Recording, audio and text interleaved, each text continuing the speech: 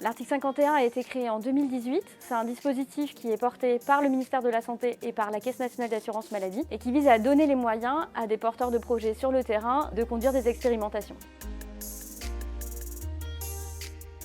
Un peu n'importe qui. Voilà, des établissements de santé, des professionnels de santé, mais aussi des startups, des associations d'usagers. Dès la proposition, on prend leur idée et on leur permet de la développer.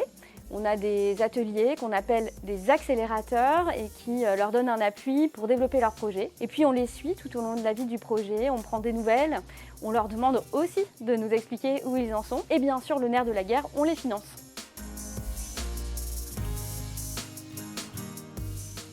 OSIS, c'est une expérimentation qui a été proposée par les pharmaciens et les médecins libéraux en Bretagne, proposée aux patients des petits soins, pour ce qu'on appelait des petits mots, directement en pharmacie d'officine. Aujourd'hui, par exemple, on peut avoir des antibiotiques quand on a une angine ou une cystite directement au comptoir du pharmacien. On n'a plus besoin d'aller voir son médecin pour faciliter la vie au quotidien et l'accès aux soins.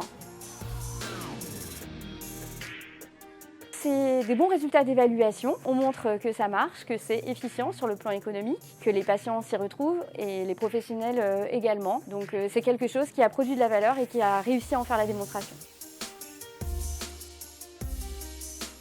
1250 projets proposés, on en a retenu 156 et aujourd'hui 90 sont encore actifs. 5 sont rentrés dans le droit commun et 20 vont l'être.